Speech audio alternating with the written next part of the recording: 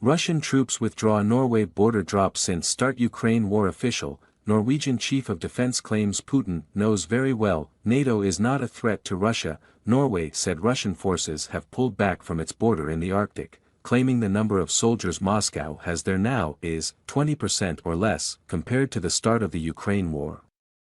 On our border, our region's border, there is maybe 20% or less forces, less than before February 24, 2022, Norwegian Chief of Defense General Eirik Kristoffersen said Saturday, after a meeting of the chiefs of defense of NATO countries held in Oslo. Kristoffersen claimed at a press conference that Russian President Vladimir Putin knows very well that the alliance is not a threat against Russia.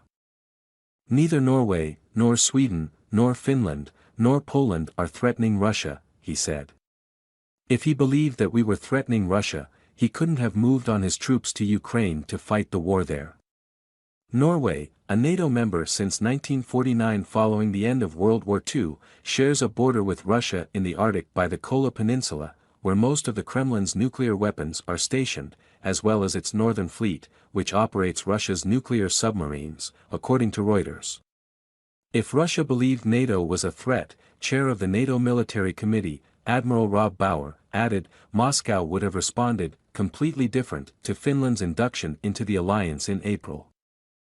They have talked about it, but they haven't in physical terms, he said at the press conference. Finland and Russia share an about 810-mile-long border. The reason why they have attacked Ukraine were democracy, freedom, rule of law, and the fact that Ukraine more and more was wanting and willing in showing they were making their own decisions about their own future, Bauer continued. And that is a danger if democracy settles more and more and becomes in the heart of the Ukrainian thinking, as we see, that is a danger to the Putin regime. It was only weeks after the Russian invasion that Norway decided to move from sending non-lethal aid to anti-tank weapons and other support to Ukraine. Kristoffersen said. The Ukrainian people are fighting for their homeland, for their peace, freedom, and democracy, Kristoffersen said. Our Ukrainian friends are also fighting a battle on all our behalf for a functioning rules-based world order, which Russia has challenged for years.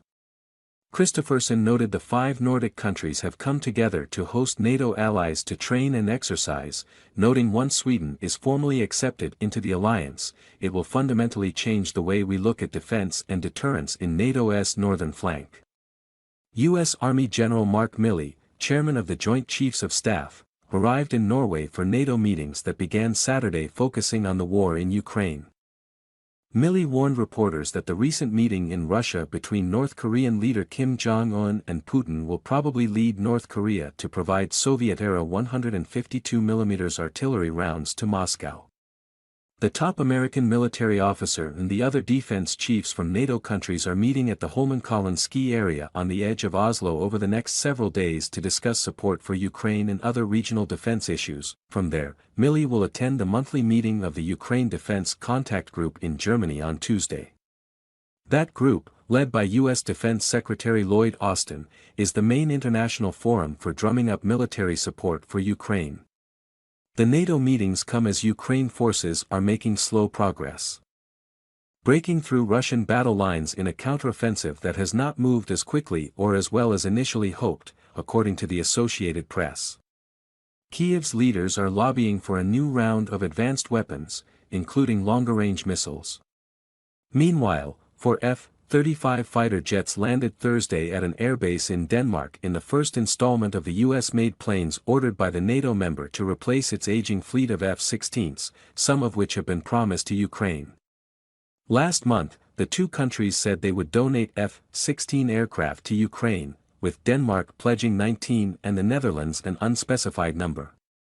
Denmark said it would need to receive new F-35s first. And Danish Prime Minister Mette Frederiksen said in August that she hoped the first 6 F-16s could be handed over to Ukraine around New Year. NATO member Norway also has indicated its intention to donate F-16s to Ukraine, the Associated Press contributed to this report.